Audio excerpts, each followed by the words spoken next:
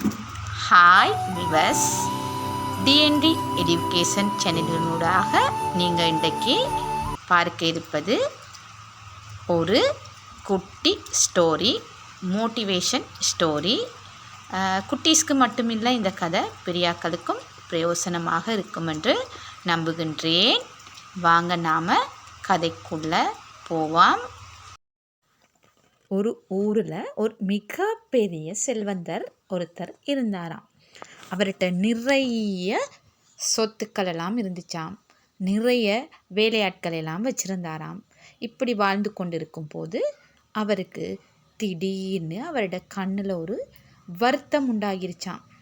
அப்போ அந்த செல்வந்தர் எல்லா இடத்துக்கும் போய் பார்த்தாராம். அவரோட அந்த ஒரு கண்ணில் வருத்தம் சரியாகவே வர அவருடைய வேலையாட்கள் எல்லாம் அனுப்பி நிறைய வைத்தியர்கள்ட்ட போயிட்டு பார்த்தாராம். அந்த வைத்தியர்கள் எல்லாரும் சொன்ன அந்த வைத்தியத்தை அவர் செஞ்சாலும் அந்த கண்ணிட வருத்தம் அவருக்கு குணமாகவே இல்லையாம்.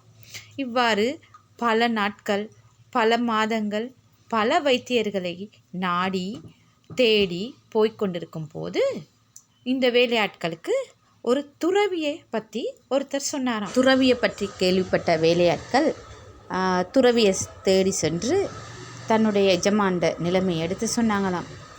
தன்னுடைய எஜமானுக்கு ஒரு கண்ணில் சரியான வருத்தம் என்று அப்படின்னு சொல்லி. அப்போ அந்த துறவி சொன்னாராம், அதுக்கு ஒரு முறையை நான் சொல்கிறேன், அதை பின்பற்றினா உங்களோட செல்வந்தர் சரியாகலாம் அப்படின்ட்டு சொல்லி. என்னென்னு சொன்னால், நீங்கள் உங்களோட செல்வந்தர் பார்க்குற இடமெல்லாம் பச்சை நிறமாக இருக்கணும் அப்படின்ட்டு சொல்லி.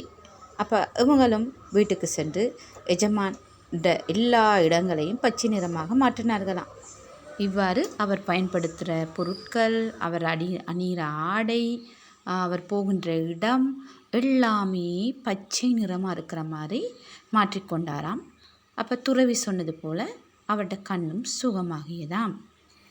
கண் சுகமாகியதும் அந்த செல்வருக்கு சரியான சந்தோஷமாக இந்த செய்தியை போயிட்டு நம்ம எப்படியாவது துறவியை பார்த்து சொல்லணும்னு சொல்லி தன்னுடைய வேலையாட்களோட துறவியை பார்க்குறதுக்கு செல்வந்தர் போனாராம்.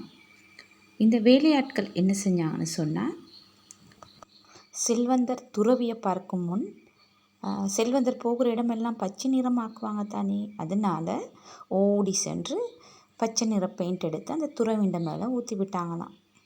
துறவி பார்த்தாராம், இது என்னடா அப்படின்ட்டு சொல்லி அவருக்கு சிரிப்பு வந்ததாம். சிரிச்சாராம். சிரிச்சிட்டு என்ன என்று கேட்டாராம். செல்வந்தருக்கு சுகமாகிவிட்டது, உங்களை பார்த்து நன்றி சொல்லத்தான் வந்தோம் அப்படின்னு சொன்னாங்களாம்.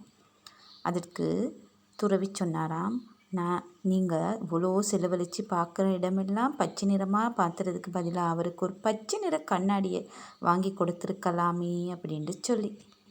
செல்வந்தர் பச்சை நிற கண்ணாடியை போட்டுக்கொண்டா அவர் பார்க்குற இடமெல்லாம் பச்சை நிறமாகத்தானே இருக்கும், இவ்வளவு செலவழிக்க வேண்டிய அவசியம் இருந்திருக்கிறாதே அப்படின்னு சொல்லி. அப்போ தான் அது துறவி சொன்னாராம், நாம் இந்த உலகத்தில் பார்க்குற விதத்தை பொறுத்து தான் எல்லாமே அமைந்திருக்கு. உலகத்தை நம்மளால் மாற்ற முடியாது. முதல்ல நம்மளை நாமே மாற்றிக்கொள்ள வேண்டும். எனவே இந்த கதையின் மூலம் நாம் என்ன தெரிஞ்சு கொள்கின்றோம்? உலகத்தை மாற்ற நாம் முயற்சிக்க வேண்டும்தான், ஆனாலும் முதல்ல நம்மை நாம் மாற்றிக்கொள்ள வேண்டும். முதலில் நம்மிலிருந்து மாற்றத்தை உருவாக்கி கொள்ள வேண்டும். எனவே இது ஒரு நகைச்சுவையான ஒரு கதையாக இருந்தாலும் முடிவில் உங்களுக்கு ஒரு மோட்டிவேஷனை தந்திருக்கும் என்று நம்புகின்றேன். நன்றி, வணக்கம்.